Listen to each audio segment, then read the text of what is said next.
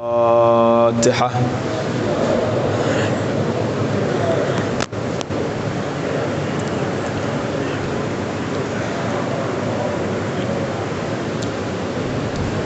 أعوذ بالله من الشيطان الرجيم.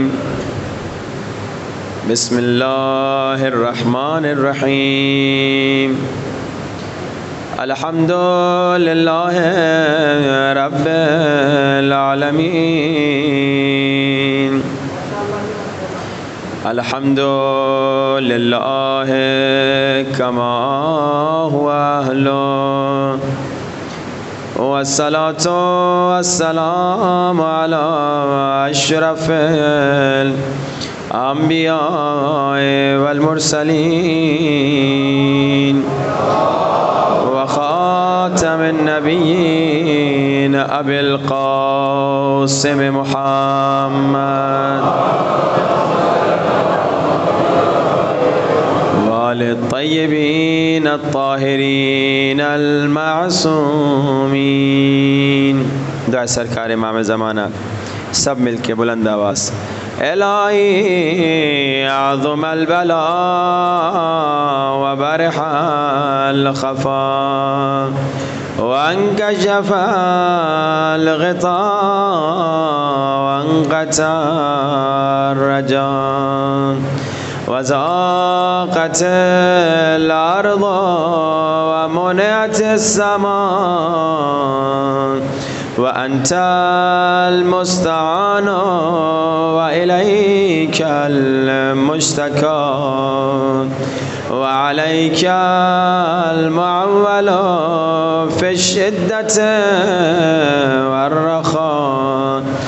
اللهم صل على محمد وآل محمد أولي الأمر الذين فرضت علينا طاعتهم وعرفتنا بذلك منزلتهم، ففرج عنا بحقهم فرجا عاجلا قريبا كلمح البصر أو هو أقرب. بلند آواز.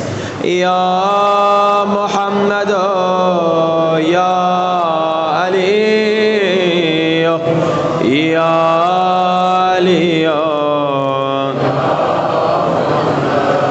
يا محمد يا علي يا علي اكفياني فإنكما كافيان وانصراني فإنكما ناصران. يا مولانا يا صاحب الزمان الغوث الغوث أدركني أدركني الساعة الساعة الأجل الأجل. يا أرحم الراحمين بحق محمد وآله الطاهرين. صلوات.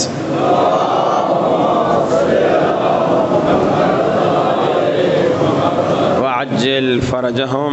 أما بعد، فقد قال الله تبارك وتعالى في كتابه المجيد: بسم الله الرحمن الرحيم.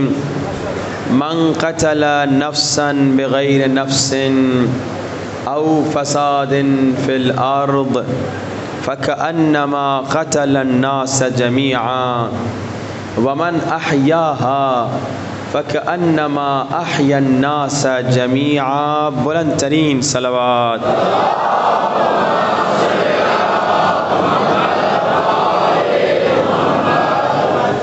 اللہ آپ کو سلامت رکھے. آپ کی جو صلواتیں ہیں ماشاءاللہ کمال کی ہیں. ہم آپ سے پہلے پچھلے 2 جگہوں پر بھی پڑھ کے آتے ہیں. ان کو کہنا پڑتا ہے کہ بلند آواز سے پڑھو، لیکن ماشاءاللہ آپ لوگ خود بلند آواز سے پڑھتے ہیں. تو صلوات پہ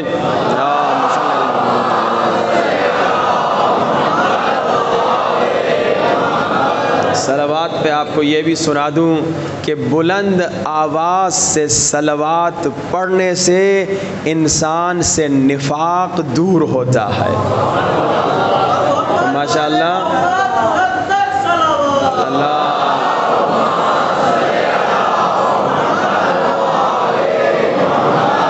تو شاید یہ جملہ کہنا مناسب ہو کہ آپ کی بلند صلواتیں بتا رہی ہیں کہ آپ کے شہر میں منافق نہیں ہیں، سارے کے سارے مومن ہیں. اللہ انشاءاللہ آپ کو سلامت رکھے. مسلسل گفتگو ہو رہی ہے اور آج 7ویں مجلس ہے کہ اسلام پیغام امن ہے. اسلام کہتا ہے ایک انسان کا قتل پوری انسانیت کا قتل ہے. حقیقی اسلام کہتا ہے اے انسانوں چونڈی پر بھی ظلم کرنے کی اجازت نہیں ہے. تو کیسے ایک انسان پہ حقیقی مسلمان ظلم کر سکتا ہے؟ آج اس کو تھوڑا اور آگے لے چلیں.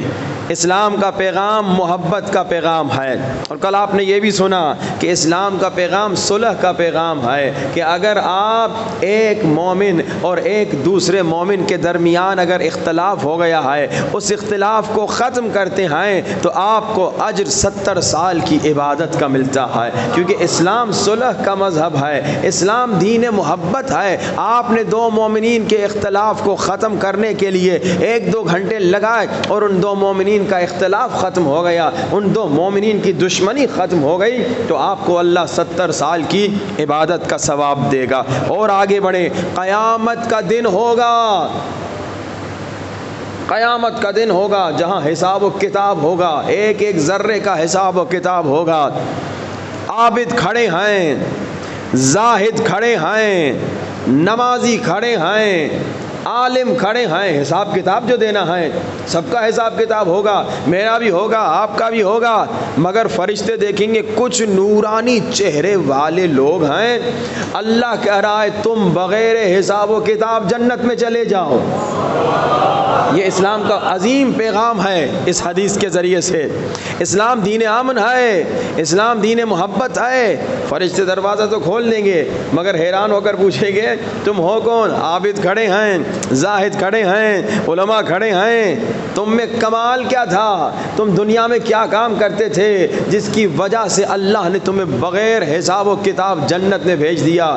کیا ان عابدوں سے زیادہ نمازیں پڑھی؟ کیا ان عالموں سے زیادہ علم حاصل کیا؟ کیا ان زاہدوں سے زیادہ زہد دکھایا؟ کہا نہیں، ہم تو کوئی خاص کام کرتے نہیں تھے. تو پھر اتنا نورانی چہرہ، نبی بھی نہیں ہو، امام بھی نہیں ہو، اللہ کے ولی بھی نہیں ہو، چہرہ اتنا نورانی اور بغیر حساب و کتاب جنت میں جا رہے ہو، کیا وجہ تھی؟ تو یہ کہتے ہیں ہاں ایک وجہ تھی. جب ہم دنیا میں تھے، اسلام کا پیغام سنیے، امن کا پیغام، محبت کا پیغام. جب ہم دنیا میں تھے اپنی ذات کی وجہ سے نہ کسی سے محبت کرتے تھے نہ کسی سے دشمنی کرتے تھے.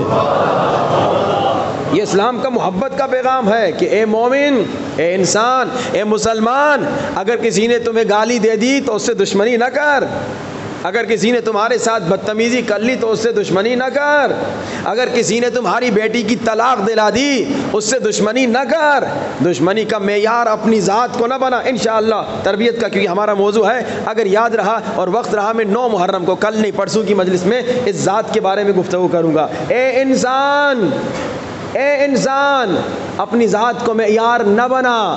یہ اسلام کا پیغام ہے. جہاں ہم اپنی ذات کو معیار بناتے ہیں تو جھگڑا ہوتا ہے، تو فتنہ ہوتا ہے، تو پھر لڑائیاں ہوتی ہیں، تو پھر اختلاف ہوتے ہیں، اور بات جا کر خدا نخواستہ قتل و غارت تک پہنچتی ہے کہ بھائی میری ذات ہے، پھر میرا بچہ ہے، پھر میرے محلے والے ہیں، پھر میری قوم والے ہیں، پھر میرے شہر والے ہیں، پھر میرے مذہب والے ہیں. اختلاف کہاں سے ہوتا ہے؟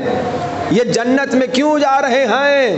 بغیر حساب و کتاب. کہا دنیا میں کسی نے بزنس میں نقصان دے دیا، ہم نے اپنی ذات کی وجہ سے دشمنی نہیں کی. کسی نے بیٹی کی طلاق دلا دی، ہم نے اپنی ذات کی وجہ سے دشمنی نہیں کی. کسی نے گالی دے دی، ہم نے اپنی ذات کی وجہ سے دشمنی نہیں کی. کسی نے بدتمیزی کر دی، ہم نے اپنی ذات کی وجہ سے دشمنی نہیں کی. ہاں ہم نے ایک معیار ضرور رکھا تھا، ہم ہر اس سے محبت کرتے تھے جو خدا، نبی اور علی سے محبت کرتا تھا، اور ہم ہر اس سے دشمنی کرتے تھے جو خدا کا دشمن تھا، نبی کا دشمن تھا، علی کا دشمن تھا. یہ معیار تھا، اپنی ذات معیار نہیں تھی. معیار تھا خدا کے دوست سے دوست، خدا کے دشمن سے دشمنی. نبی کے دوست سے دوستی اور نبی کے دشمن سے دشمنی. علی کے دوست سے دوستی، علی کے دشمن سے دشمنی. اور عزیزان محترم، یہ اسلام کا پیغام ہے، اپنی ذات کی وجہ سے کسی سے دشمنی نہ کرنا. اور اگر ہم اپنی حب ذات کو نکال دیں، جو انشاءاللہ پرسوں کی مجلس میں اس پہ مختصر اشارہ ہوگا، تو پھر آپ دیکھیں گے ہماری زندگی جنت کا ٹکڑا بن جائے گا. یہ جتنے بھی اختلافات ہو رہے ہیں نا، ان سب کا سبب یہی حب ذات ہے. اور جتنے لوگ رسول کے دشمن بنے نا، اماموں کے دشمن بنے نا، اس کی وجہ بھی یہی حب ذات تھی. اور ہماری گفتگو مسلسل ہو رہی ہے. دوسرا جملہ ومن احیاہا، اور جس نے ایک شخص کو زندگی دی، جس نے ایک شخص کو زندہ کیا، جس نے ایک شخص کی زندگی بچائی، اس نے پوری انسانیت کو بچا دیا. اور ہماری گفتگو چل رہی تھی کہ شب ہجرت اللہ کے رسول نے اپنے بھائی علی کو موت کے بستر پہ اس لیے سلایا تاکہ کافروں کی امانت بھی، مشرکوں کی امانت بھی بغیر امین کے نہ رہے. اور جو نبی کافروں کی امانتوں کو بغیر امین کے نہیں چھوڑتا، یقیناً اللہ کی امانت دین کو بھی بغیر امین کے. اور آپ نے سنا کل کہ اللہ کے رسول نے اللہ کی امانت دین کے لیے بھی امین انٹروڈیوس کر لیا. کہا میں بھی امین، میرا بھائی علی بھی امین. آپ نے سنا کہ آیت نازل ہوئی، اے حبیب اعلان کر دے، یا ایھا الرسول بلغ ما انزل الیک، علی کی ولایت کا اعلان کر دے. اور اگر تم نے علی کی ولایت کا اعلان نہیں کیا تو گویا تم نے دین کا کوئی کام نہیں کیا. اب اللہ کے رسول نے اصحاب کو کہا، اے صحابیوں ممبر لے کر آؤ. اب عجیب بات ہے، بیابان ہے، ممبر کہاں سے لائیں گے بیچارے صحابی. اب ذرا تصور کیجئے، ابھی امام بارگاہ میں ممبر پہ میں بیٹھا ہوا ہوں، میں باہر گلی میں چلا جاؤں، 2-4 گلیاں کہیں ذرا آپ کے امام بارگاہ سے دور، اور وہاں آپ سب کو کہوں ممبر لے کر آؤ، تو آپ کہیں گے نا کہ بھائی ممبر پہ بیٹھنا ہی تھا تو امام بارگاہ میں تو ممبر تھا، تو آپ امام بارگاہ میں ہمیں سنا دیں. اچھا پھر بھی آپ 2-4 گلی ادھر تک شاید ممبر اٹھا کے آ بھی جائیں. ہاں بھائی، لیکن اگر میں ہائی وے پہ چلا جاؤں، ٹھیک ہے، اور موٹر وے پہ چلا جاؤں اور وہاں پہ کہوں یہاں ممبر لاؤ، بہت ضروری اعلان کرنا ہے، آپ اتنا تو کہیں گے مولوی صاحب بھائی اعلان کرنا تھا تو امام بارگاہ میں ہی کر لیتے. یہ یہاں ہائی وے پہ آ کے، موٹر وے پہ آ کے کیا اعلان کرنا ہے؟ یا رسول خدا، اعلان کرنا تھا، ممبر کی ضرورت تھی تو مکے میں ممبر تھا. توجہات کا طالب ہوں، مکے میں ممبر تھا یا رسول خدا، وہیں مکے میں ممبر پہ اعلان کر لیتے. اگر مکے میں اعلان نہیں کرنا تھا تو مکے سے ممبر اٹھا کے لاتے، مگر اللہ کے رسول ممبر لے کر نہیں آئے. اللہ کے رسول صاحب کو کہہ رہے ہیں ممبر لے کر آؤ. یا رسول خدا ممبر ہے ہی نہیں، ممبر کہاں سے لائیں؟ ممبر نہیں ہے تو ممبر بناؤ. کہا یا رسول خدا ممبر کہاں سے بنائے؟ ممبر کہاں سے بنائے؟ نہ ہمارے پاس کیلا ہے، نہ ہمارے پاس ہتھوڑا ہے، نہ ہمارے پاس اوزار ہیں، نہ ہمارے پاس لکڑیاں ہیں، تو پھر کیا کریں؟ اللہ کے رسول نے کہا یہ اونٹوں کے پالان جو ہے نا انہیں اتارو، ان سے ممبر بناؤ. اگر رسول سے پوچھا جائے، توجہات کا طالب ہوں، یا رسول خدا اگر ممبر کی ضرورت تھی تو مکے سے ممبر لے کر آ جاتے، تو اللہ کے رسول یہ کہیں گے نہیں ممبر کی ضرورت نہیں تھی، مگر مسلمانوں کو سمجھانا تھا جب تم میرے بغیر ممبر نہیں بنا سکتے. توجہات کا طالب ہوں، جب تم میرے بغیر ممبر نہیں بنا سکتے تو ممبر والا کیسے بناؤ؟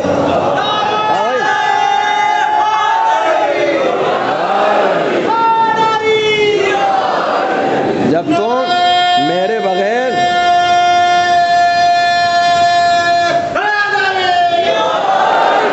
جب تم رسول کے بغیر ممبر نہیں بنا سکتے تو رسول کے بغیر ممبر پہ بیٹھنے والا کیسے بناؤ گے؟ اچھا ایک عجیب بات ہے، یہ جو غدیر کا جو ممبر تھا نا، بنوایا بھی رسول نے، توڑوایا بھی رسول نے۔ اللہ اکبر۔ میں آپ کو ایک خاص جگہ پہ لے جانا چاہ رہا ہوں، نہیں معلوم کون کون میرے ساتھ چلے گا۔ بھائی بنوایا بھی رسول نے، پھر توڑوایا بھی رسول نے۔ یا رسول خدا، ممبر بنوایا، ممبر توڑوایا، اس کی وجہ کیا ہے؟ اگر رسول سے پوچھا جائے تو یقیناً رسول خدا یہ کہیں گے بھائی وہ جو مدینے کا ممبر ہے جس کا جی چاہے اس پہ بیٹھے۔ بڑے لوگ بیٹھتے رہے رسول خدا کے بعد، وہ جو مدینے کا ممبر ہے جس کا جی چاہے اس پہ بیٹھے، مگر یہ جو ولایت کا ممبر ہے اس پہ یا نبی بیٹھیں گے یا علی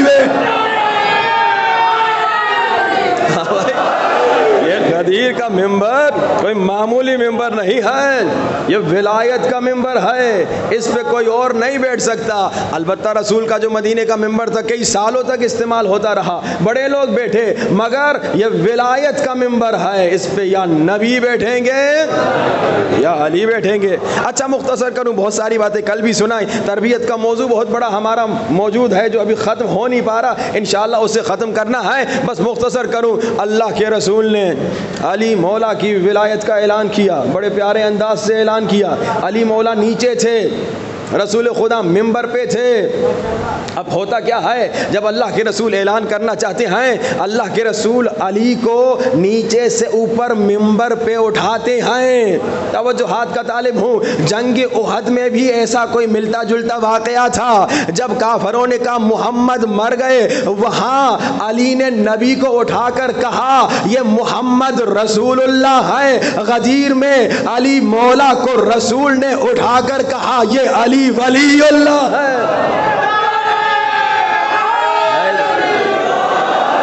وہاں یا جنگ احد میں کافروں نے کہا تھا محمد مر گئے، علی مولا نے اٹھایا رسول خدا کو، کہا یہ محمد رسول اللہ ہیں۔ یہاں علی مولا کو رسول خدا نے ہاتھوں کو بلند کر کے کہا یہ علی ولی اللہ ہیں۔ اب اعلان ولایت ہو گیا، اعلان ولایت ہو گیا، آیت نازل ہو گئی، الیوم اکملت لکم دینکم، دین مکمل ہو گیا۔ آیت نازل ہو گئی، آج دین مکمل ہو گیا۔ اس کا کیا مطلب؟ اس کا مطلب یہ ہوا کہ آج سے پہلے دین ناقص تھا۔ یہی ہوا نا کہ بھئی آج سے پہلے دین مکمل نہیں تھا۔ عجیب بات ہے، لا الہ الا اللہ تھا مگر دین مکمل نہیں تھا۔ اللہ غدیر میں اعلان کہہ رہا ہے آج دین مکمل ہو گیا، نعمتیں تمام ہو گئی، اللہ راضی ہو گیا۔ آیت ہے قرآن کی، آج دین مکمل ہو گیا، اللہ نے نعمتیں تمام کر دی، اللہ راضی ہو گیا۔ خدایا لا الہ الا اللہ تھا، اللہ راضی نہیں تھا۔ محمد رسول اللہ تھا، اللہ راضی نہیں تھا۔ علی ولی اللہ آ گیا، اللہ راضی ہو گیا۔ پہلے دین مکمل نہیں تھا، اللہ راضی نہیں تھا، اللہ کا دل خوش نہیں تھا کہ بھائی جب تک علی کا نام نہ آئے تب تک مزہ نہ آئے۔ بغیر حب علی مزہ نہیں ملتا، عبادتوں کا ہرگز صلہ نہیں ملتا۔ خدا کے بندو سنو غور سے، خدا کی قسم جسے علی نہیں ملتے اسے خدا نہیں۔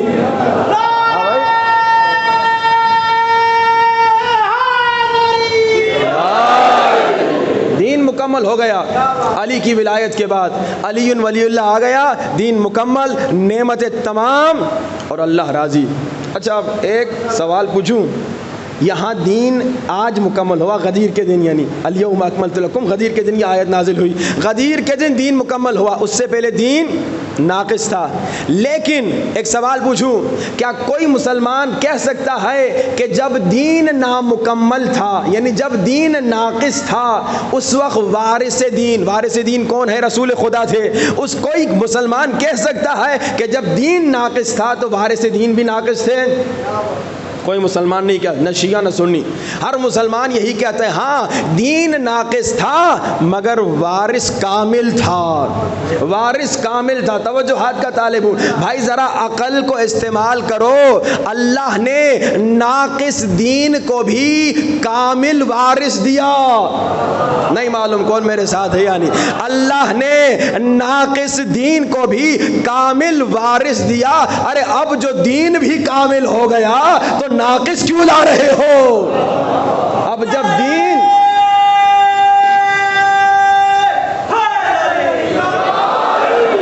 جب دین ناقص تھا اللہ نے دین کو ناقص وارث نہیں دیا، کامل وارث دیا۔ رسول خدا ہمیشہ کامل تھے، اب جب دین مکمل ہو گیا یقیناً وارث بھی مکمل ہوگا، اب وارث ناقص نہیں ملے گا، اب وارث کامل ملے گا۔ اب عزیزان محترم گفتگو کو یہیں پر روکتے ہیں، صرف ایک بات کہتا چلوں، علی مولا کی ولایت کا اعلان ہو گیا، تمام اصحاب نے بیعت کی، اصحاب نے بیعت کی، کتابوں میں موجود ہے، تاریخ بغداد میں موجود ہے، اصحاب نے آ کر مبارکباد دی، بلکہ مسلمانوں کے دوسرے خلیفے نے کہا بخن بخن، مبارک ہو یا علی، آج میرے بھی مولا بن گئے اور ہر مسلمان کے مولا بن گئے۔ تو میں اپنے سنی بھائیوں کو کہوں گا ہماری بات نہیں سنتے، اپنے دوسرے خلیفے کی بات سن لو، کیونکہ تمہارے دوسرے خلیفے نے کہا علی مولا ہیں تو تم بھی کہو علی مولا ہیں۔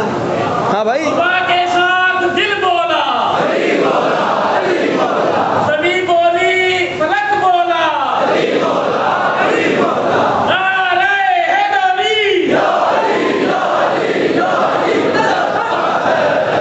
علی کو مولا مانو، علی کو مولا مانو۔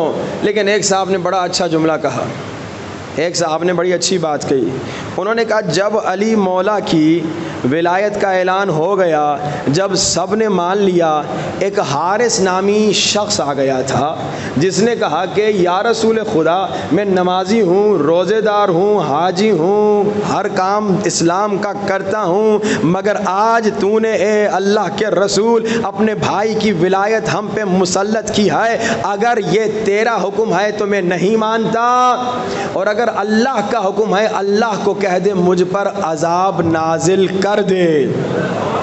اور سورہ معارج کی آیت نازل ہوئی، سأل سائل بعذاب واقع لیس للکافرین لہ دافع، کہ علی کے دشمن نے وہ عذاب مانگا جو کافروں کے لیے تھا۔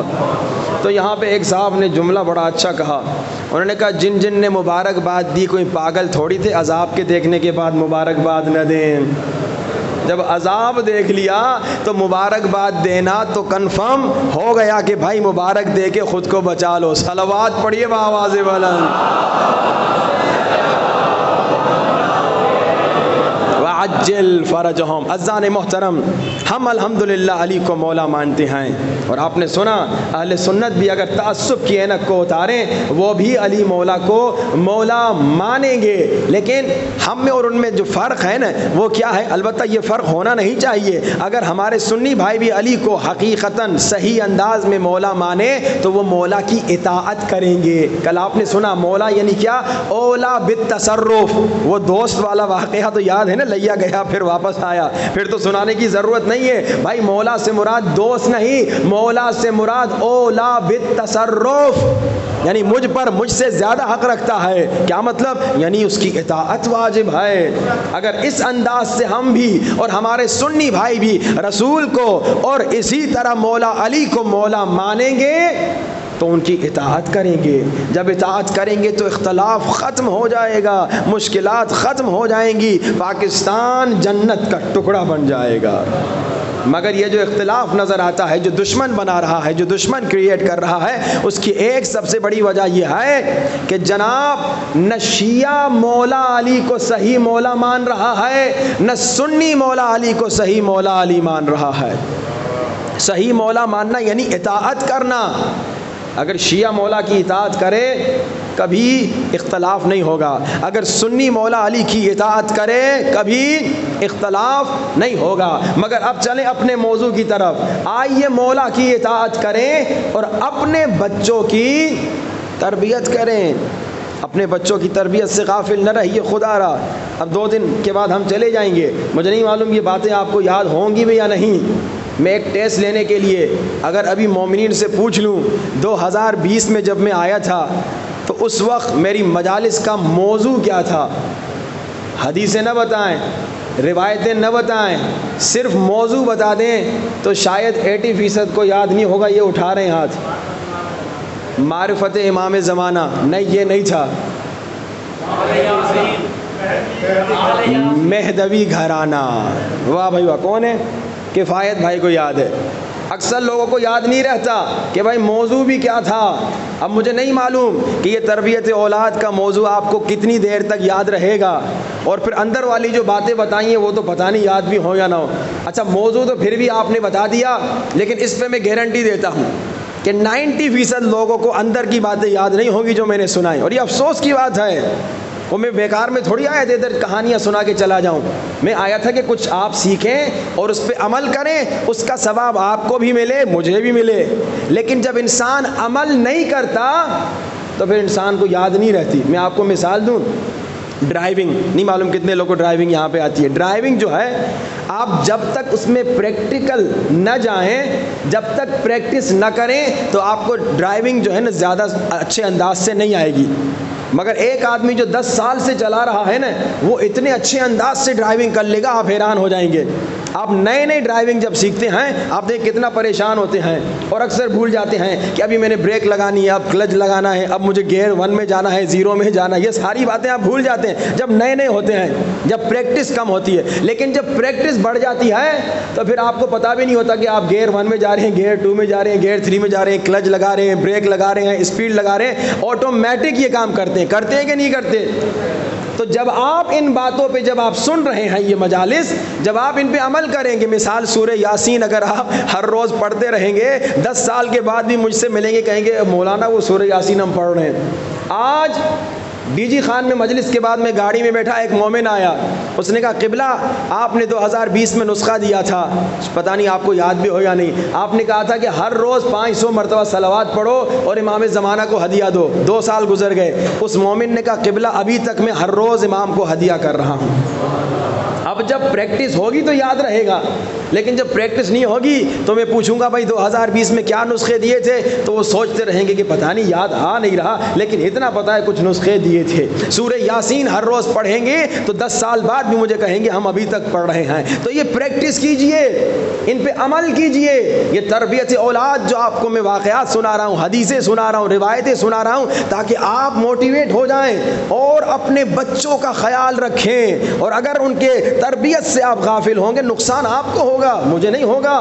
آپ دیکھیے یورپ امریکہ میں والدین بچوں کی تربیت اتنی نہیں کرتے. انگریزوں کی بات کر رہا ہوں. مسلمان اور شیعہ پاکستان سے زیادہ تربیت کرتے ہیں. مسلمان اور شیعہ یورپ ممالک میں بچوں کی زیادہ تربیت کرتے ہیں آپ کے بہ نسبت. انگریزوں کی بات کر رہا ہوں, انگریز بچوں کی تربیت نہیں کرتے. نتیجہ کیا ہوتا ہے؟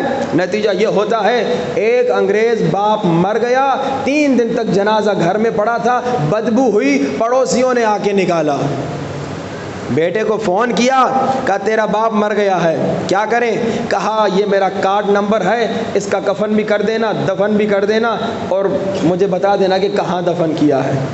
یہ پھر بھی شریف تھا انگریز, جس نے خرچہ دے دیا اپنے باپ کے کفن دفن کا, آیا نہیں جنازے میں. ایک اور انگریز کا واقعہ ہے, خدا نہ خواستہ آپ کے ساتھ ایسا نہ ہو کہ باپ مر گیا, فون کر کے کہا کہ بھائی خرچہ اتنا ہوگا, کوفن کا خرچہ یہ ہوگا, اور جناب قبر کا خرچہ یہ ہوگا, 1000 پاؤنڈ, 2000 پاؤنڈ, 4000 پاؤنڈ خرچہ ہوگا. کہا تو میں پاگل ہوں خرچہ دوں, اس کو ہاسپٹل لے جاؤ اور اس کو کاٹو کوٹو اور اس پہ ٹیسٹ کرو اور جا کے خود ہی اس سے فائدہ اٹھاؤ, یہ میرے کسی کام کا نہیں. یہ ہے تربیت نہ کرنے کا نتیجہ.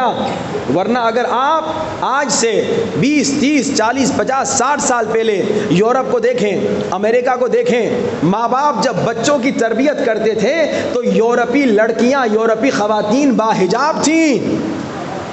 آج بھی میں نے خود اپنی آنکھوں سے دیکھے ہیں, جو عیسائی اپنے بچوں کی اچھی تربیت کرتے ہیں, وہ جو کیتھولک ہیں, جو مذہبی ان کے ہیں, وہ اچھی تربیت کرتے ہیں, تو ان کے بچے بھی ماشاءاللہ بہت اپنے دین میں, اپنے مذہب میں بہت اچھے ہوتے ہیں. وہ غلط کام نہیں کرتے, وہ غلط راستوں پہ نہیں جاتے. مگر اکثریت نے تربیت چھوڑ دی. یہ یہودی سازش تھی کہ انگریزوں کو غلط چیزوں میں لگا لو, کھانے پینے میں لگا لو, شہوت رانی میں لگا لو, دنیا داری میں لگا لو, پیسے کمانے میں لگا لو. اب جب وہ اس میں مست ہو گئے, اپنے بچوں کی تربیت سے غافل جب ہو گئے, تو اب ان کا بچہ ایسا بدتمیز, ایسا بے تربیت نکلا, کیونکہ باپ نے تربیت نہیں کی, کہ کہا کہ اس کے کفن و دفن کا بھی خرچہ نہیں دوں گا, تم ہاسپٹل لے جاؤ اور وہاں پہ اس پہ ٹیسٹ کرتے رہو, اور جناب خود ہی اس سے فائدہ اٹھاؤ, میرے کسی کام کا نہیں. تو تو اگر آپ تربیت سے غافل ہوں گے نقصان آپ کا ہوگا، میرا تو کوئی نقصان نہیں ہوگا۔ ہاں یقیناً الحمدللہ آپ کے بچے ہمارے بچے ہیں، لیکن دکھ آپ کو ہوگا۔ مجھے تو پتہ بھی نہیں چلے گا کہ فلاں کے بچے نے اپنے باپ کو دھکا دیا، فلاں کے بچے نے اپنے باپ کو گالی دی، لیکن جب آپ کو خدا نخواستہ گالی دے آپ کا بچہ، تب آپ کو یہ باتیں یاد آئیں گی، کاش کہ ہم تربیت کر دیتے۔ اور مرنے کے بعد جب آپ کا بچہ آپ کی قضا نماز نہیں پڑھے گا، تب آپ کو شاید یہ مجلس سے یاد آئیں، کاش کہ ہم تربیت کر لیتے۔ تو یہ تربیت میں سستی نہ کیجیے، خدا را تربیت میں سستی نہ کیجیے۔ جو بوڑھے ہیں وہ بھی کوشش کریں، جیسے میں نے کل آپ کو سورہ صف کا بتایا تھا، 107 مرتبہ سورہ صف کا نسخہ، جن کے بچے ہاتھ سے نکل گئے وہ بچوں کو واپس لے کر آئیں۔ لیکن جو جوان ہیں جنہوں نے ابھی شادی نہیں کی، تربیت کا آغاز شادی سے، پہلا مرحلہ لڑکی کا حسن بعد میں دیکھو، لڑکی کا علم بعد میں دیکھو، لڑکی کا پیسہ بعد میں دیکھو، پہلے اس کی تقوی دیکھو، اس کا ایمان دیکھو، اس کے بعد اس سے شادی کرو۔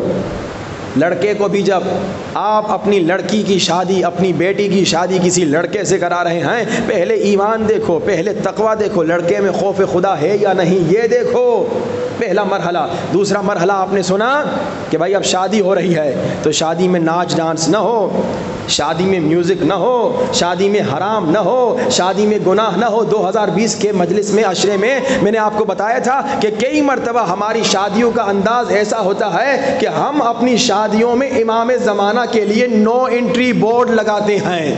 مومنین ناراض ہو گئے تھے، مولانا آپ نے اتنا سخت جملہ کہہ دیا۔ میں نے کہا حقیقت ہے، جہاں گانے ہو کیا امام انٹر ہوں گے، جہاں مکس گیدرنگ ہو کیا امام انٹر ہوں گے، جہاں اسراف ہو کیا وہاں امام آئیں گے، جہاں گناہ ہو کیا وہاں امام آئیں گے۔ آپ یہ گناہ اپنے بیٹے کی شادی میں کروا کے ایک امام زمانہ کے لیے اسپیشل نو انٹری بورڈ لگا رہے ہیں، افسوس کی بات ہے۔ تو دوسرا مرحلہ، اب جب شادی ہوئی تو شادی کے وقت ان چیزوں کا خیال رکھنا چاہیے۔ البتہ شادی کے وقت بہت ساری دیگر باتیں بھی ہیں جو اب ان کے طرف اگر گفتگو میں چلے جائیں گے تو ٹائم اس میں نکل جائے گا کہ بھائی شادی کے وقت بہت ساری چیزوں کو لڑکا لڑکی کو علم ہونا چاہیے۔ شادی کوئی کھیل نہیں ہے۔ وہ ایک مولانا صاحب کا واقعہ ہے، تھوڑا سا عجیب و غریب واقعہ ہے۔ مولانا صاحب نکاح پڑھوانے گئے، جیسے میں نے کل کہا تھا نکاح کے وقت وہ گانے بند کر دیتے ہیں، میوزک بند کر دیتے ہیں، سب سروں پہ چادر ڈال دیتے ہیں، مولوی صاحب آئے ہیں۔ ایک مولانا صاحب نے کہا عجیب بات ہے، یہ خواتین سب کے سامنے ننگے سر گھومتی ہیں، بس ان کا نام محرم مولوی صاحب ہے۔ ہاں بھائی، مولوی صاحب آ گئے حجاب کو باہر، ویسے ننگے سر پھر رہی ہے۔ ننگے سر کسی کے سامنے نہیں جا سکتی، تم اپنے کزن کے سامنے نہیں آ سکتی، وہ تمہارا نامحرم ہے۔ جیسے مولوی نامحرم ہے ویسے دیگر جتنے نامحرم ہیں ان سے تمہیں خود کو چھپانا ہے، اپنے بالوں کو چھپانا ہے۔ میک اپ کے ساتھ نہیں جا سکتی نامحرم کے ساتھ، مگر شادیوں میں میک اپ کے ساتھ آتی ہیں۔ اور بے غیرتی تو یہ بھی ہم نے دیکھی کہ جناب مووی میکر آدمی ہے، عورتوں میں جا کے ریکارڈنگ کر رہا ہے۔ کہاں گئی تمہاری غیرت؟ یہ تو بے غیرتی ہے سراسر۔ مومن گھرانے کا واقعہ سنا رہا ہوں کہ جناب خواتین میں مرد ریکارڈنگ کرنے آ رہا ہے اور ایڈیٹنگ بھی وہی مرد کر رہا ہے، تو تمہاری غیرت کہاں گئی؟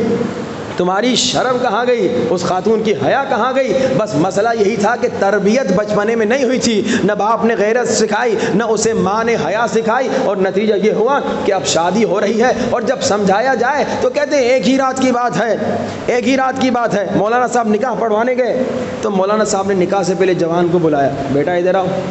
جی مولانا صاحب، شادی کرنے جا رہے ہو؟ جی مولانا صاحب، تمہیں غسل جنابت کا پتہ ہے؟ کہا نہیں مولانا پتہ نہیں ہے۔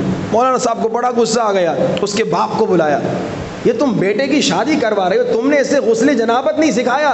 تو مولوی صاحب کو اس کا باپ کہتا ہے، مولوی صاحب یہ تو میں نے بھی پہلی مرتبہ سنا ہے، یہ تو میں نے بھی پہلی مرتبہ سنا، یہ ہوتا کیا ہے؟ اب دیکھیے، باپ کو جب نہیں پتا بیٹے کو بھی نہیں بتائے گا تو نتیجہ یہی ہوگا کہ شادی کے بعد نمازیں جتنی، حالانکہ شادی کے بعد تمہاری 1 رکعت 70 رکعت ہو جاتی ہے، مگر جو تمہیں غسل جنابت کا نہیں پتا تو تمہاری نماز قضا، تمہارے روزے قضا، تمہاری عبادت قضا۔ مسجد میں آ رہے ہو حرام ہے، حرم میں جا رہے ہو غسل جنابت کے بغیر گناہ ہے، حرام ہے۔ جب یہ سکھایا نہیں گیا تو یہ شادی کے کئی مسائل دیگر تھے جو میں کھول نہیں رہا کیونکہ ٹائم لیمیٹڈ ہے. تو دوسرا مرحلہ شادی, وہاں پہ شادی اسلامی ہونی. قصیدے پڑھو, اتنے منقبتیں ہیں ماشاءاللہ, اچھے اچھے قصیدے پڑھو, مولا علی کی شان پڑھو, اور دعا سے آغاز کرو, دعائے کمیل سے آغاز کرو. اب اس کے بعد تیسرا مرحلہ کیا ہے؟ اب تیسرا مرحلہ بچہ پیٹ میں آ گیا. بچہ پیٹ میں آ گیا, بڑا احتیاط. میں نے کیا کہا؟ جیسے 10 کروڑ کا شیشہ تمہارے ہاتھ میں دیا گیا ہے, 10 کروڑ کا ہیرا تمہارے ہاتھ میں دیا گیا ہے, اب اس کو بڑے خیال سے چلنا ہے, گر نہ جائے, پھسل نہ جائے, ٹوٹ نہ جائے. 10 کروڑ کا میں کہاں سے لاؤں گا, میں غریب آدمی ہوں. لیکن اکثر دیکھا گیا خواتین جب پیٹ میں بچہ ہوتا ہے احتیاط نہیں کرتی. وہ تمام واقعات آپ کو یاد ہے, صرف اشارہ کروں گا. علامہ مجلسی, ان کی وائف نے کیا کیا؟ ایک سوئی ڈالی, بس انار سے 2 قطرے چوسے, بچے نے کیا کیا؟ بیچارے کا مشک اس میں سوراخ کر دیا.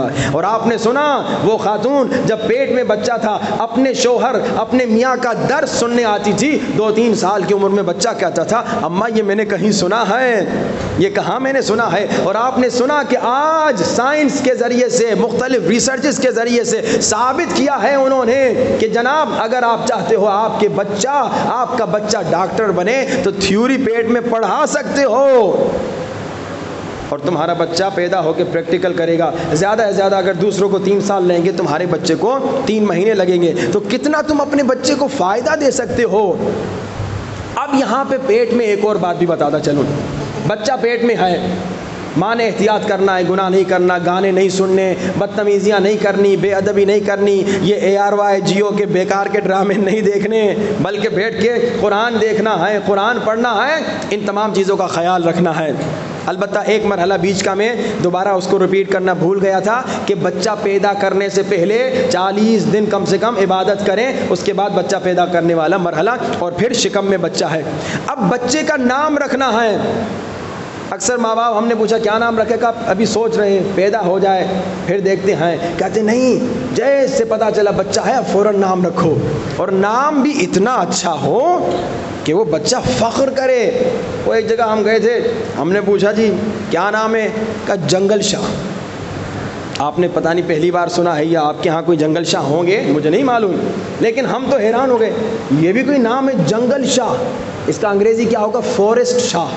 واہ بھائی واہ, یہ بھی کوئی نام ہوا, یہ کیسا نام رکھا ہے. والدین یاد رکھیں, اپنے بچے پر اچھا نام رکھیں, اور یہ سب سے پہلا حق ہے. سب سے پہلا بچے کا ماں باپ پر یہ ہے کہ ماں باپ اس بچے کا اچھا نام رکھیں. بھائی محمد جیسا اچھا نام, علی جیسا اچھا نام, فاطمہ جیسا اچھا نام, حسن و حسین جیسے اچھے نام, اور تم جا کے جنگل شاہ رکھتے ہو. تھوڑا سوچو. اکثر ماں باپ کی غلطی پتہ ہے کیا ہے, ہم جب ملتے ہیں کہتے ہیں جی مثال کے طور پہ مظفر گڑھ میں آپ رہتے ہیں اور یہاں آپ کو بچہ ہونے والا ہے, تو عام طور پہ جو ڈسکشن کرتے ہیں نا میاں بیوی یا رشتہ دار, کہتے ہیں ایسا نام رکھیں کہ پورے مظفر گڑھ میں کسی نے نہ رکھا ہو. اکثر یہ پلاننگ ہوتی ہے, ایسا نام رکھیں جو پورے مظفر گڑھ میں کسی نے نہ رکھا ہو. عجیب بات ہے, مولا حسین نے سارے بیٹوں کا نام علی رکھا, ساری بیٹیوں کا نام فاطمہ رکھا. تم مولا سے آگے نکل رہے ہو. وہ ایک مولانا صاحب تھے, امریکہ گئے تھے مجالس پڑھنے, وہ بتا رہے تھے, کہا میں گیا تو وہاں مسلمان بھی تھے اور تازہ مسلمان بھی بیٹھے ہوئے تھے, جو بیچارے پہلے عیسائی تھے, کنورٹ ہوئے تھے. تو کہا ایک کنورٹ سے میں نے مجلس کے بعد سلام دعا کی. میں نے کہا ہاں بیٹا تمہارا نام کیا ہے؟ تو مولانا صاحب کہتے ہیں وہ کنورٹ جو تازہ مسلمان ہوا تھا, یہ بڑی غلطی ہے. اکثر ماں باپ جو بچوں کا نام رکھتے ہیں انہیں پتہ نہیں ہوتا, شاید اردو میں وہ گالی نہ ہو لیکن عربی میں, فارسی میں وہ گالی ہوتا ہے. اب مولانا صاحب نے اس سے پوچھا بیٹا what is your name, تمہارا نام کیا ہے؟ اس نے کہا مولانا my name is غسل. کہا میرا نام غسل ہے. غسل تو آپ جانتے ہیں نہانا. کہا میرا نام غسل ہے. کہا تمہیں معلوم بھی ہے اس کا مطلب کیا ہے؟ کہا پتہ نہیں, بس غسل نام رکھا ہے. دوستوں سے پوچھا غسل. مولانا صاحب نے کہا غسل یعنی نہانا, تمہارا نام ہے نہانا. پھر مولانا صاحب نے کہا, میں نے اسے کہا کب تک نہاتے رہو گے, آؤ میں تمہارا نام رکھتا ہوں طاہر. اب بہت نہا لیا, اب تم صاف ہو چکے ہو.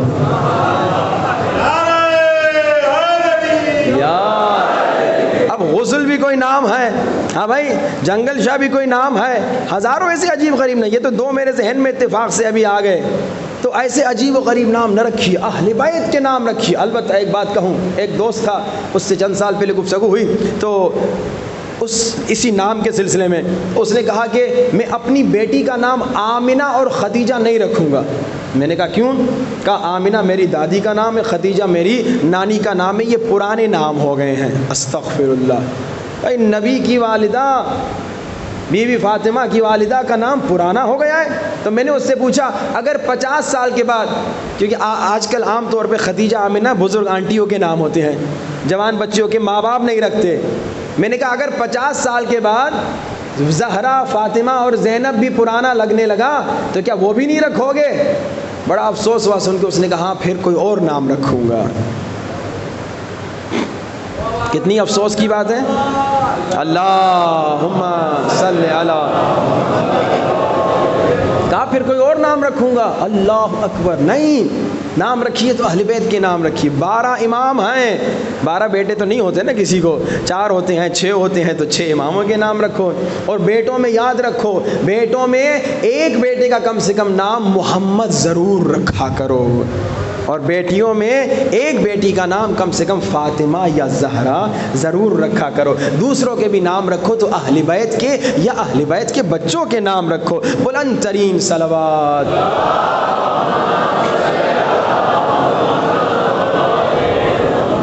جب ہم آپ کے ہاں پہنچتے ہیں نا، ہماری آخری مجلس ہوتی ہے، تو ہم بالکل تھکے ہوئے ہوتے ہیں، لیکن آپ لوگ ماشاءاللہ اتنے انرجی کے ساتھ بیٹھے ہوئے ہوتے ہیں، تو جی چاہتا ہے اور زیادہ آپ کی خدمت میں گفتگو کی جائے. آپ کی جو انرجی ہے یہ ہمیں انرجی دے رہی ہوتی ہے. دو چار اور باتیں. اللہم صلی علی محمد آل محمد. 2-4 اور باتیں اور پھر مصائب کی طرف. اور آج کا نسخہ اور آج کا ٹیسٹ، اللہ کرے کہ آج سارے ہاتھ اٹھائیں، اللہ کرے کم سے کم 50% لوگ ہاتھ اٹھائیں.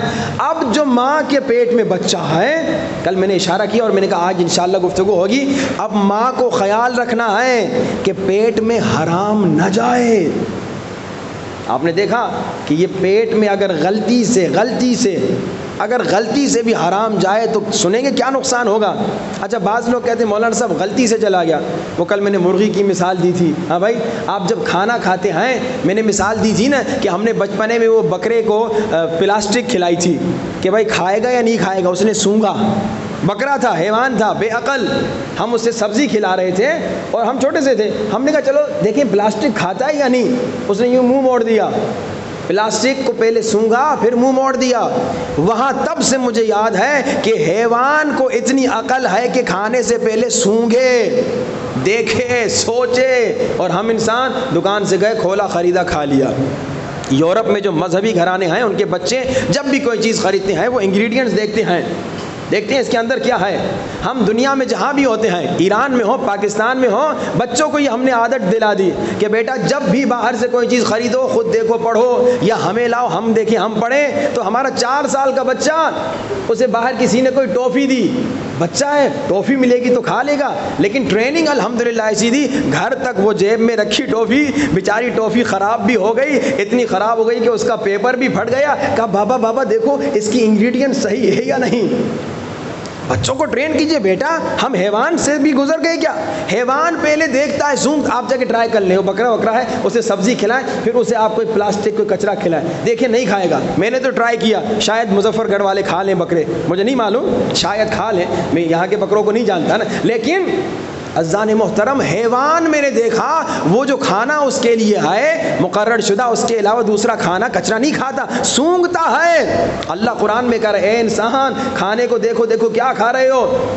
اور خواتین اسپیشلی جب پریگننٹ ہے، جب شکم میں بچہ ہے، بڑا احتیاط کریں. اب سنیے، غلطی سے اگر آپ نے حرام کھا لیا پھر بھی نقصان ہوگا. کیا نقصان ہوگا؟ یہ جو نسخے میں بتا رہا ہوں نا آپ کو کہ بھائی شرائط دعا کا خیال رکھو، پرہیز کرو، اس میں سے ایک شرط کیا ہے کہ اگر تمہارے پیٹ میں شکم میں لقمہ حرام چلا گیا، ایک لقمہ حرام 40 دن تک دعا قبول نہیں ہوگی.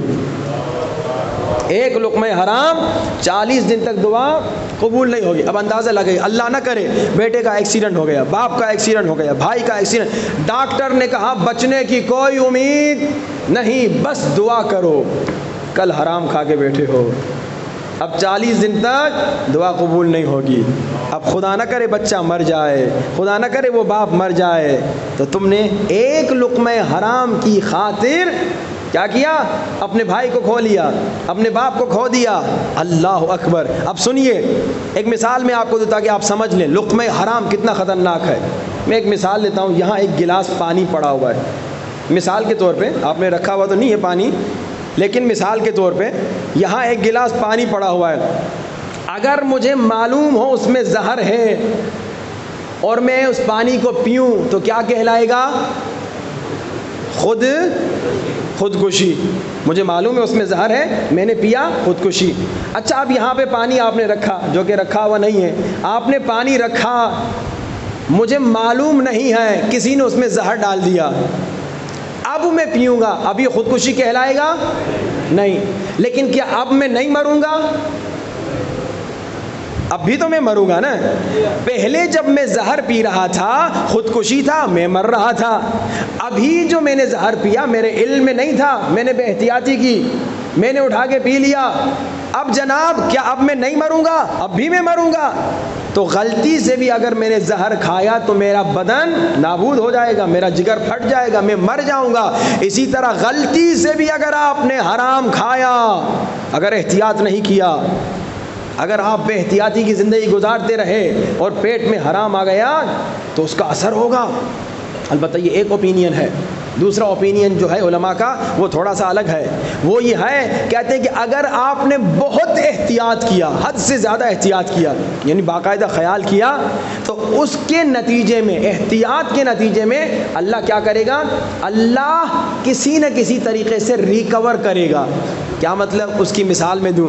ایک آدمی نے زہر کھایا, زہر کھانے کے بعد اس نے کہا شاید زہر اثر نہ کرے, وہ چلا گیا 10ویں فلور پہ, 10ویں طبقے پہ, کہ وہاں سے خود کو گرا دوں تاکہ پکا پکا مر جاؤں.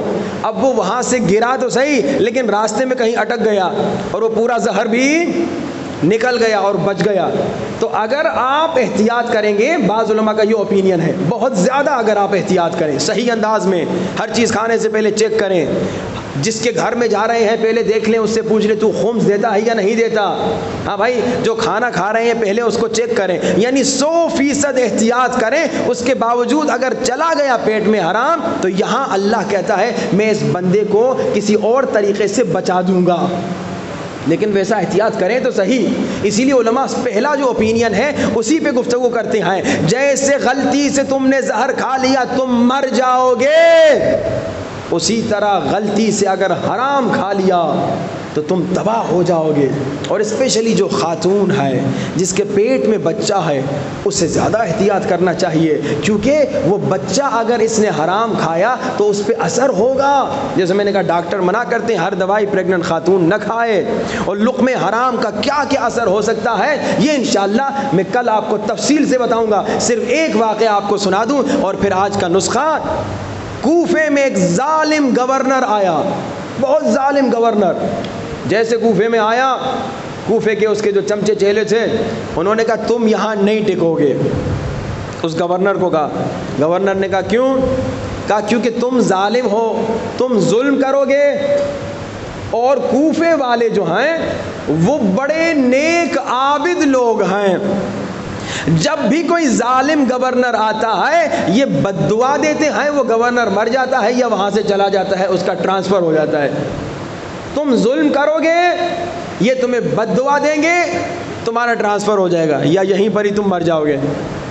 اب یہ گورنر جو تھا بڑا ہوشیار تھا, اس نے کہا ابھی تو کسی کو نہیں پتا نا میں ظالم ہوں, ایک کام کرو جتنے کوفے کے بڑے بڑے عابد ہیں سب کو کہو گورنر صاحب نے دعوت دی ہے, گورنروں کی دعوتوں پہ نہ جایا کیجئے گا, یہ حشر ہوتا ہے. کہا گورنر نے دعوت دی, یہ چلے گئے گورنر کی دعوت پہ. ان کو تو پتہ نہیں تھا نا کہ یہ ظالم ہے, خبیث ہے, گندا ہے, سب دعوت پہ آ گئے. گورنر نے دعوت کی, کمال کی دعوت, خوب کھلایا پلایا. اور اس کے بعد کہا میں نے سنا ہے تم لوگ گورنر جب ظلم کرتا ہے اسے بد دعا دیتے ہو، تمہاری دعا کیونکہ قبول ہو جاتی ہے، وہ گورنر یا ٹرانسفر ہو جاتا ہے یا مر جاتا ہے یا چلا جاتا ہے۔ اب میں نے تمہیں حرام کھلایا ہے، اب جتنا جاؤ مجھے بد دعا دو، کوئی اثر نہیں ہوگا۔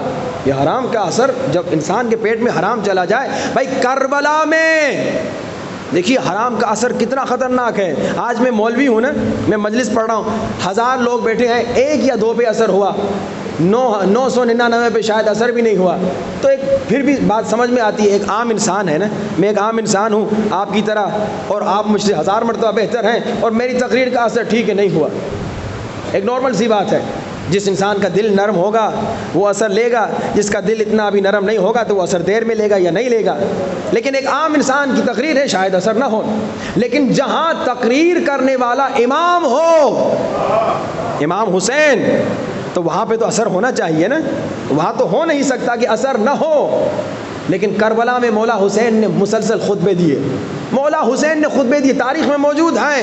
مولا حسین نے ان کو ہدایت دینے کی کوشش کی، مجھے قتل نہ کرو، تم جہنم میں جاؤ گے، میں نہیں چاہتا تم جہنم میں جاؤ، مجھے اپنی زندگی کی فکر نہیں، تم جہنم میں جلو گے، ابدی زندگی ہے آخرت کی زندگی، یہاں تمہیں یزید 2 روپے دے گا، یہاں تمہیں تھوڑے پیسے ملیں گے، اس تھوڑے پیسے کی لالچ میں ابدی زندگی ضائع نہ کرو۔ مسلسل مولا نے خطبے دیے، یزیدیوں پہ جب اثر نہیں ہوا تو مولا نے کیا کہا؟ یہی جملہ مولا نے کہا، جانتے ہو تم پر امام کے خطبوں کا اثر کیوں نہیں ہو رہا؟ کیونکہ تمہارے پیٹ حرام سے بھرے ہوئے ہیں۔ جانتے ہیں، علماء بتاتے ہیں، کہتے ہیں جب مصائب میں لوگوں کو گریہ نہیں ہوتا نا، رونا نہیں آتا، اس کی ایک وجہ رزق حرام ہے۔ اگر مصائب میں مجھے رونا نہیں آتا، اگر آپ کو مصائب میں رونا نہیں آتا، ایک وجہ یہ ہے کہ رزق حرام ہے پیٹ میں۔ اب دیکھیے رزق حرام کتنا خطرناک ہے۔ جیسے کل میں نے کہا ایک آدمی حلال پیسے سے سور خریدتا ہے، ہاں بھائی، ایک آدمی حرام پیسے سے حلال مرغی خریدتا ہے، یہ دونوں رزق حرام لے کر آ رہے ہیں۔ رشوت ہو، کسی کو دھوکہ دیا ہو، بلکہ رزق حرام میں یہ بھی سنیے، رزق حرام میں یہ بھی سنیے، بھائی میں ایک ڈاکٹر ہوں فار ایگزامپل، میں نے ایک مریض کو 3000 روپے اس سے میں نے لیے، 5000 روپے اس سے فیس لی میں نے، اب کم سے کم اسے 5, 10, 15 منٹ تو وقت دینا ہے، اس کی پوری سچویشن میں نے معلوم کرنی ہے، لیکن پیسے زیادہ کمانے کی لالچ میں نے کیا کیا، میں نے اسے 1 منٹ دیکھا، پھر دوائی لکھ دی اور کہا چلے جاؤ۔ تو علماء کہتے ہیں یہ بھی شاید رزق حرام کے زمرے میں آئے۔ اگر میں مولوی ہوں، اگر میں آ رہا ہوں یہاں پہ اتنے سارے مومنین بیٹھے ہیں، میں ان کا ٹائم ضائع کر رہا ہوں، خدا نہ کرے، تو اگر میں یہ کام کر رہا ہوں تو میں بھی گناہ کر رہا ہوں۔ اگر ٹیچر ہے، بچوں کو پڑھا رہا ہے، لیکن پڑھانے میں سستی کر رہا ہے، صحیح انداز سے نہیں پڑھا رہا، اور وہ کما رہا ہے اس ذریعے سے، تو پھر وہ بھی خدا نخواستہ رزق حلال میں کاؤنٹ ہو رہا ہے۔ ایک آفس میں آدمی کام کر رہا ہے، آپ آفس میں کام کر رہے ہیں، آپ کو صبح 8 بجے پہنچنا ہے 2 بجے تک، مگر آپ 10 بجے تک گھر میں سوئے ہوئے ہیں، اور وہ 2 گھنٹے جو گھر میں سوئے ہوئے ہیں اس کی بھی تنخواہ لے رہے ہیں۔ یہ پاکستان کی آفس میں یہ بہت زیادہ مسئلہ ہے، آفس میں جاؤ تو کوئی نظر نہیں آتا، ہاں بھائی، تو یہ سمجھ رہا ہے میں نوکری کر رہا ہوں، محنت مزدوری کر رہا ہوں، گھر پیسہ لے جا رہا ہوں، لیکن علماء کہتے ہیں یہ بھی شاید رزق حرام میں شامل ہو، کیونکہ یہ پیسے لے رہا ہے اور باس کو پتا نہیں ہے 2 گھنٹے گھر میں سویا ہوا ہے، دوست کو کہہ دیا میری طرف سے تھم لگا لینا، یہ کارڈ لے لو، کارڈ کھینچ لینا، میں 12 بجے آؤں گا۔ ہاں اگر تم نے باس سے پوچھا، اجازت لی تو الگ بات ہے، لیکن یہ جو ہیرا پھیری پاکستان میں بہت زیادہ ہے، یہ سارا رزق حرام میں شامل ہوتا ہے۔ احتیاط کرو اے مرد، تم جب نوکری کرنے جا رہے ہو، مزدوری کرنے جا رہے ہو، تو خیال رکھو جو پیسہ گھر میں لا رہے ہو، جو رزق گھر میں لا رہے ہو، اس میں حرام نہ ہو، بلکہ حدیث ہے اس میں شبہہ بھی نہ ہو، شبہ یعنی جس میں شک ہے، ایسا رزق گھر میں نہ لاؤ، کیونکہ اگر وہ تمہاری بیوی کھائے گی اور پیٹ میں جو بچہ ہے تو اس کی تربیت میں اثر ہوگا، وہ بدتمیز ہوگا، بڑا ہو کے وہی شاید تمہیں گالی دے، وہی بچہ شاید تمہارے ساتھ بدتمیزی کرے، پھر نہ کہنا یہ کیا ہو گیا، یہ اسی رشوت کا نتیجہ ہے، یہ اسی سستی کا نتیجہ ہے جو تم نوکری پہ جاتے تھے 12 بجے لیکن تنخواہ 8 بجے کی لیتے تھے۔ رزق حرام کا خیال رکھیں، رزق حلال کھائیں، رزق حرام کو گھر میں نہ آنے دیں۔ اور یہ بھی سنیے، وہ جو خمس نہیں دیتا نا، وہ بھی چوری کر رہا ہے امام زمانہ کا مال، وہ بھی چوری کر رہا ہے۔ اسی لیے جو بزرگ علماء ہیں اس کے گھر میں کھانا نہیں کھاتے جو خمس نہیں دیتا، جو خمس نہیں دیتا علماء اس کے گھر میں کھانا نہیں کھاتے۔ بزرگ علماء میں نے کئی دیکھے ہیں، کہتے نہیں کھائیں گے، یہ خمس نہیں دیتا کیونکہ امام کا مال چوری کر رہا ہے۔ تو خدا را آئیے رزق حلال پہ فوکس کریں۔ یہ تربیت کا تمام جو میں نے مراحل بتائے ان میں سب سے پہلا مرحلہ ہے، بلکہ ان مراحل سے بھی پہلے ہے رزق حلال کا اثر۔ اب کل یا پچھلے دنوں میں جو میں نے نسخہ دیا اس پہ مومنین ہاتھ اٹھائیں۔ جو مومن سورہ یاسین پڑھ کے یا سن کے آیا ہے اور امام زمانہ کو ہدیہ کر کے آیا ہے، ہاتھ اٹھائے۔ ہمارے پکے کسٹمر ہیں جو ہر روز ہاتھ اٹھاتے ہیں، کوئی ہمارا نیا کسٹمر آ نہیں رہا، پتہ نہیں کیوں۔ اللہ کرے یہ 2 دن جو بچے ہیں، میں نے کہا سن کے آؤ، وہ انشاءاللہ آپ کم سے کم سن کے انشاءاللہ آ جائیں کل اور پرسوں، اور کل انشاءاللہ میں آپ کو وہ نسخہ بھی دوں گا جو آپ کو فجر کے ٹائم پہ اٹھائے۔ البتہ اٹھائے گا ایسے، صرف آپ کی آنکھ کھلے گی، کوئی آگے پکڑ کے پانی نہیں ڈالے گا فرشتہ آپ پہ، آپ کی آنکھ کھلے گی۔ اب اٹھنا وہ آپ کی مرضی، سوئے رہنا وہ بھی تمہاری مرضی۔ صلوات پڑھی بآواز بلند۔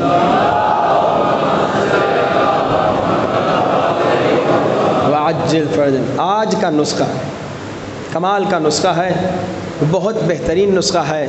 اس پہ عمل کرنے سے انشاءاللہ آپ کی زندگی میں ایک بہت بڑی تبدیلی آئے گی، اور وہ کیا ہے؟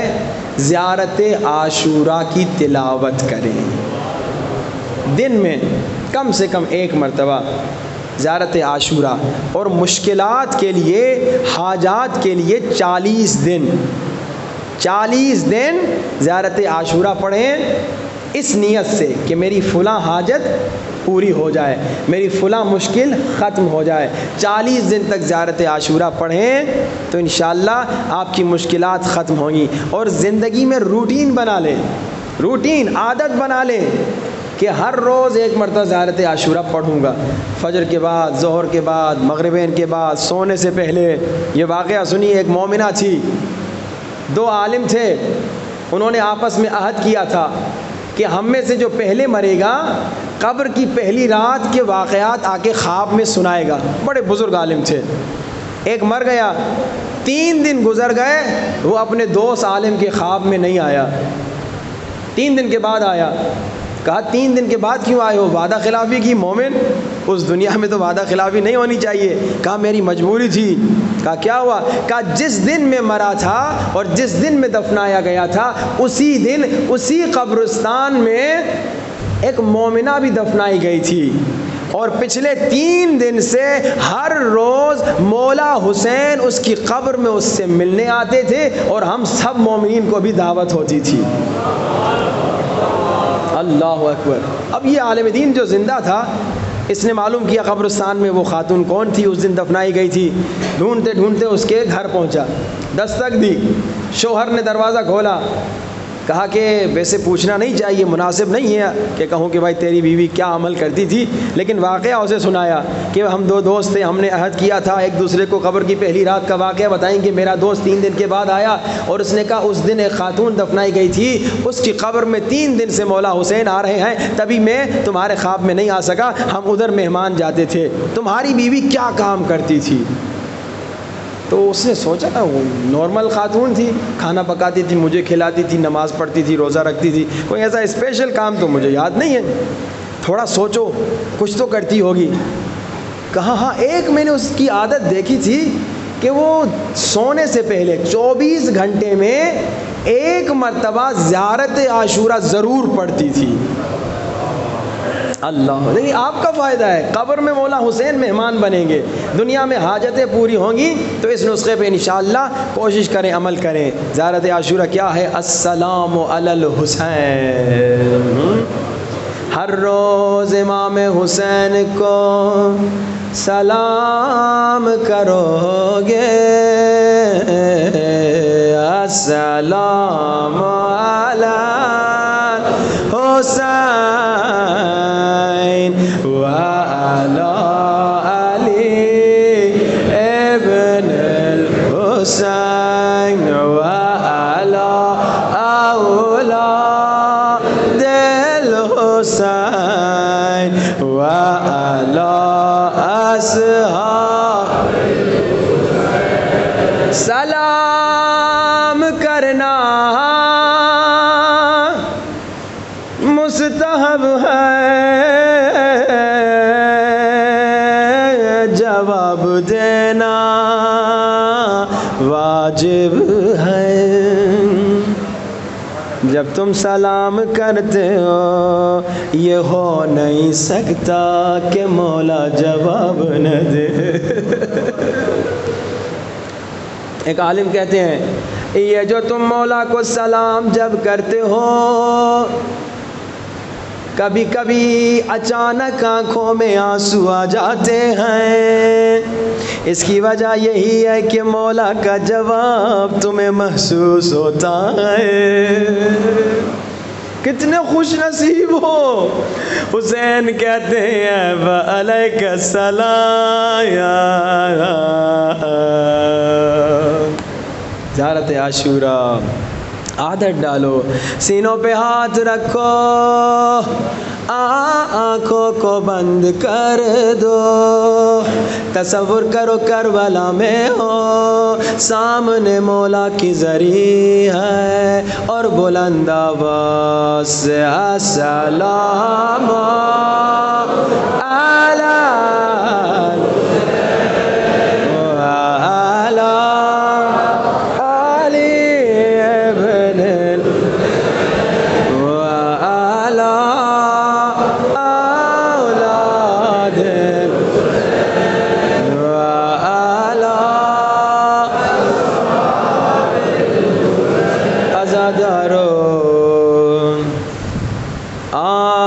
اس کے غم میں رونا ہے جس کے غم میں حسین چیخ چیخ کے روئے۔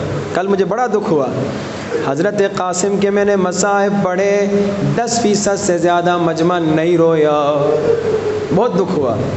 میں نے کہا قاسم کی مظلومیت دیکھو، اپنے شیعہ ہی نہیں روتے۔ مومن کو مصائب سنانے کی ضرورت ہی نہیں، بس حسین کا نام آ جائے آنکھوں سے آنسو جاری ہو جاتے ہیں۔ لیکن غم علی اکبر میں کوئی گھٹ گھٹ کے نہ روئے۔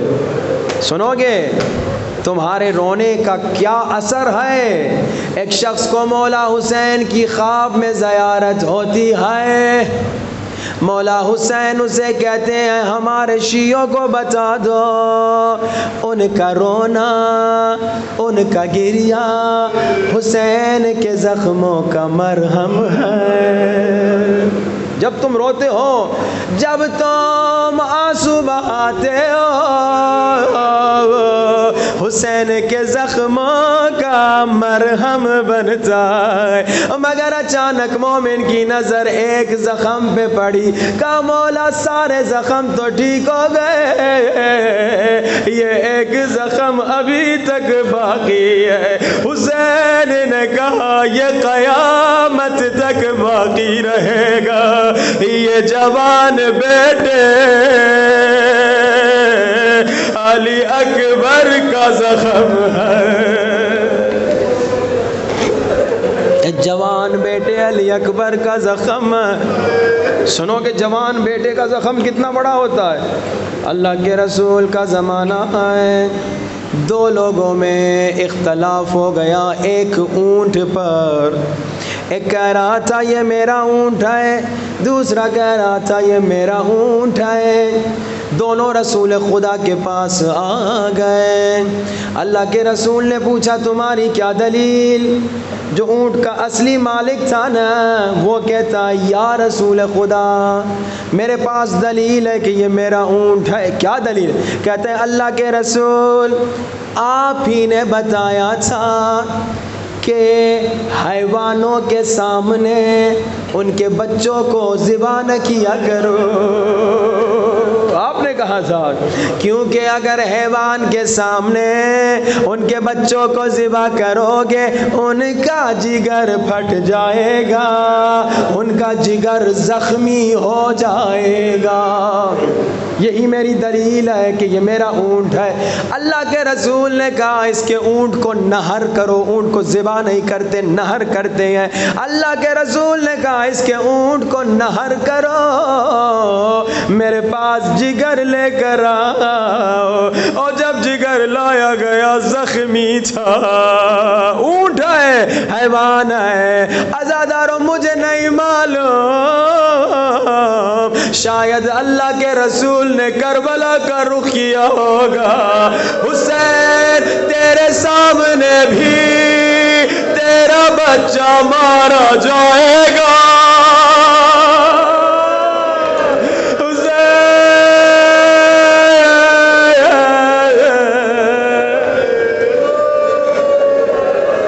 تیرے سامنے بھی تیرا بچہ مارا جائے گا۔ عزادارو راوی کہتا ہے جب حضرت علی اکبر خیمے سے نکلنا چاہ رہے تھے، میں نے دیکھا خیمے کا پردہ اٹھتا ہے پھر گرتا ہے، کوئی باہر نہیں آتا، گویا بیویاں کہہ رہی ہیں اکبر آخری مرتبہ ملنے دو۔ اکبر جب رسول کا چہرہ دیکھنے کا جی کہے گا، تیرے بعد کس کو دیکھیں گے؟ عجب نہیں مولا حسین نے فرمایا بیویوں مسافر کا راستہ نہ روکو۔ اب علی اکبر باہر نکل رہے ہیں، بیویوں کی دو قطاریں بن گئیں، بیچ میں سے علی اکبر گزر رہے ہیں، منظر ایسا بنا گویا سادات کے گھر سے جنازہ نکل رہا۔ عزادارو اب حضرت علی اکبر جانے لگے، عجب نہیں ایک میٹھی سی آواز آئی، اکبر ذرا بیمار بھائی سے بھی خدا حافظ کرتا جا۔ عزادارو کوئی گھٹ گھٹ کے نہ روئے، 2-3 دن سے زیادہ مہمان نہیں ہے مولا۔ علی اکبر سجاد سے خدا حافظ کرنے آئے، سجاد کے پاؤں کا بوسہ لے رہے تھے، مجھے نہیں معلوم شاید اس لیے سجاد نے پاؤں میں ہائے کانٹے لگنے والے ہیں۔ عزادارو مجھے نہیں معلوم دونوں بھائیوں نے آپس میں کیا باتیں کی، مگر میرا جی کہتا ہے شاید مولا سجاد نے علی اکبر کو کہا ہو اکبر میدان میں جا کے شہید ہونا آسان ہے، پیاسا شہید ہونا آسان ہے، مگر ماں بہنوں کے ساتھ بازاروں میں جانا، ماں بہنوں کے ساتھ دربار میں جانا، بدماشوں کا مجمع، شرابیوں کا مجمع۔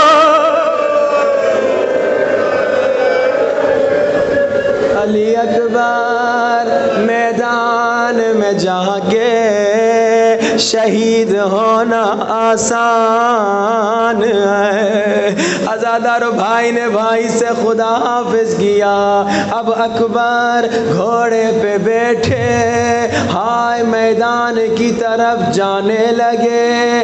اکبر کو احساس ہوا کوئی پیچھے پیچھے آ رہا ہے، اکبر کے گھوڑے کی رفتار بڑھی، اکبر کو احساس ہوا پیچھے کوئی دوڑ رہا ہے، مڑ کے جو دیکھا بابا حسین محلن محلہ آہستہ جا اکبر، نہ روئے، کوئی شرما کے نہ روئے۔ اکبر لڑنے گئے، ظالموں کو فنار کیا، عباس کا بھتیجا، حسین کا بیٹا، علی کا پوتا، ظالموں کو فنار کیا۔ عزادارو جتنے شہید میدان جاتے تھے واپس نہیں آتے تھے، مگر حسین نے اکبر کی ماں کو کہا اکبر کے لیے دعا کرو۔ اکبر کی ماں نے کہا اے یوسف کو یعقوب تک پہنچانے والے، اکبر کو مجھ تک واپس پہنچا دے۔ اے یوسف کو یعقوب تک پہنچانے والے، میرے اکبر کو واپس پہنچا دے۔ علی اکبر واپس آئے، سنو گے؟ اکبر نے بابا سے کہا بابا بڑی پیاس لگ رہی ہے اور تھوڑا سا پانی مل جائے۔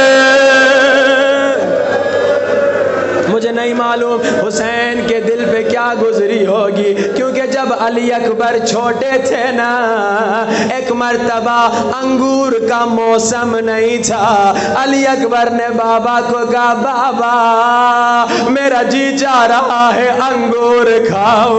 عزادارو سن سکو گے، حسین نے جنت سے انگور منگوائے، علی اکبر کو انگور دیے۔ آج اکبر 3 دن کا پیاسا ہے، اکبر کہہ رہے بابا پانی مل جائے، مگر حسین مجبور ہے، حسین مجبور ہے، اکبر کو پانی نہیں۔ اکبر چلے دوبارہ ظالموں سے لڑنے۔ علی کا پوتا، کسی میں کہاں ہمت اکبر کو شہید کر سکے، مگر ایک ظالم نے علی اکبر کے سر پہ گرز مارا۔ عزادارو جنگ کا دستور یہ تھا، جب سوار اپنی باہیں گھوڑے کی گردن میں ڈال دے، یعنی گھوڑے واپس چلے جا۔ ہائے اکبر نے اپنا سر گھوڑے پہ رکھا، سوار کی گھوڑے کی گردن میں اپنی باہیں ڈال دی، مگر گھوڑا واپس نہیں گیا۔ حسین نے دیکھا گھوڑا لشکر یزید میں جا رہا ہے۔ دستور یہ تھا جب گھوڑے کی گردن میں سوار باہیں ڈال دے، گھوڑا واپس چلے جائے، اپنے خیموں میں چلے جائے۔ اگر گھوڑے سے پوچھا جائے تو واپس کیوں نہیں گیا، شاید گھوڑا کہے گا اکبر کا سر میرے سر پہ تھا، اکبر کے سر سے خون جاری تھا اور خون میری آنکھوں میں آ گیا، مجھے کچھ نظر نہیں آیا۔ اکبر دشمن کے لشکر میں کسی نے نیزہ مارا، کسی نے تلوار ماری، ایک ظالم نے سینے پہ برچھی ماری، ایک ظالم نے سینے پہ برچھی ماری۔ سن سکو گے اولاد والو جن کی جوان اولاد ہے، اکبر نے کہا بابا میں گر گیا۔ اکبر گھوڑے سے زمین پہ گرے، صابر حسین ہے مگر حسین سے برداشت نہ ہوا۔ حسین نے کہا بیٹا بابا کو کچھ نظر نہیں آ رہا، مجھے آواز دے، تیری آواز کے سہارے۔ حسین کو کچھ نظر نہیں آ رہا، حسین چلتے چلتے گرتے ہیں، حسین اٹھتے ہیں پھر گرتے ہیں۔ عزادارو یزیدی کہتا ہے میں نے اکبر کی شہادت سے پہلے بھی حسین کو دیکھا تھا، حسین کے سر کے اور داڑھی کے بال کالے تھے، مگر اکبر کے بال میں حسین کو پہچان نہ سکا، اور سر کے داڑھی کے بال سفید ہو گئے۔ عزادارو بوڑھا باپ جوان بیٹا، یہ وہی حسین ہے جس نے حر کو کہا بوڑھا باپ بیٹے جوان کا لاشا نہیں اٹھا سکتا، مگر آج حسین اکیلا۔ عزادارو بس میں نے ختم کیا، حسین اکبر کو اٹھانا چاہتے ہیں، ایک ہاتھ سر کے نیچے دیا، ایک ہاتھ پاؤں کے نیچے دیا، مگر ہاتھ لرزے، بوڑھا باپ ہے، جوان بیٹا ہے۔ اکبر کا لاشا کربلا کی زمین پہ رکھا، اب اکبر کو کہا علی اکبر بوڑھے باپ کی ذرا مدد کر، اکبر اپنی دونوں باہیں میری گردن میں ڈال دے۔ اکبر نے ایک ہاتھ بابا کی گردن میں ڈالا، مگر دوسرا ہاتھ سینے سے نہیں ہٹایا۔ حسین نے پوچھا اکبر دوسرا ہاتھ بابا کی گردن میں کیوں نہیں ڈال رہا؟ حسین کے لال نے کہا بابا اس عمر میں صدمہ دینا نہیں چاہتا۔ حسین نے کہا میں صابر حسین ہوں، بیٹا ہاتھ ہٹا۔ عزادارو ہاتھ کا ہٹنا تھا، برچھی کا ٹوٹا پھل نظر آیا۔ حسین نے اکبر کو لٹایا۔ عزادارو مجھے نہیں معلوم، شاید حسین نے آسماں کی طرف نگاہیں بلند کی ہوں، شاید حسین نے کہا نانا ابراہیم آپ بھی آئیے، دادا ابراہیم کو بھی لائیے، دیکھیے میری آنکھوں پہ پٹیاں تو نہیں ہے، اور میرا اکبر ہاتھ پاؤں بندھے تو نہیں ہے۔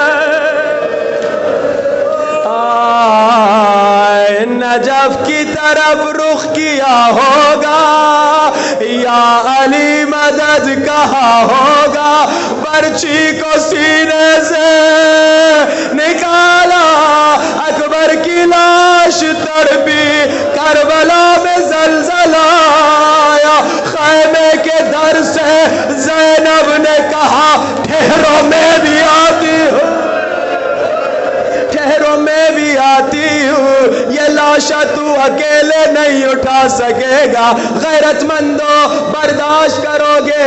جیسے حسین نے زینب کی آواز سنی اکبر کو بھول گئے، کہا زینب میری زندگی میں او خیمے سے نہ نکلنا،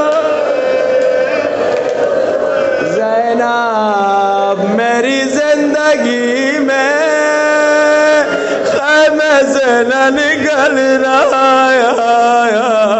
روتی ہوئی آنکھوں سے ہاتھوں کو بلند کرو، ہاتھوں کو سروں سے بلند، امام زمانہ کو بلانا ہے، یا صاحب زمان مولا مولا مولا جان بلند آواز، یا صاحب زمان مولا مولا مولا، ہمارے گنہگار ہاتھوں کو نہ دیکھیے، آپ کو اس لمحے کا واسطہ جب حسین اکبر کا لاشا لے کر آئے، ایک طرف قاسم کا لاشا تھا، ایک طرف اکبر کا لاشا تھا، بیچ میں حسین لیٹ گئے، ایک ہاتھ اکبر کے لاشے پہ رکھا، ایک ہاتھ قاسم کے لاشے پہ رکھا، اور کہا واہ غربتا حسین غریب ہو گیا. امام زمانہ آپ کو حسین دادا کی غربت کا واسطہ تھوڑی دیر کے لیے یہاں بھی آئیے. یا صاحب زمان مولا مولا مولا جان بلند آواز. یا صاحب زمان مولا مولا یا صاحب زمان مولا مولا مولا جان. 5 مرتبہ بلند آواز سے اللہم عجل ولیک الفرج. اللہم عجل ولیک الفرج. اللہم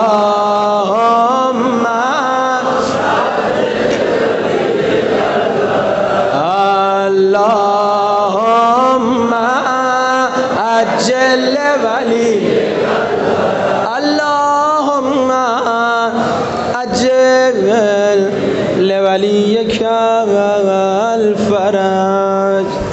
میرے اللہ ہماری زندگی میں کبھی ایسا دن نہ آئے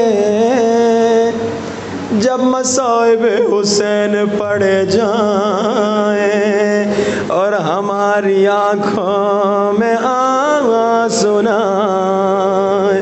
خدا مرتے دم تک غم حسین میں رونے کی اجازت نصیب فرما.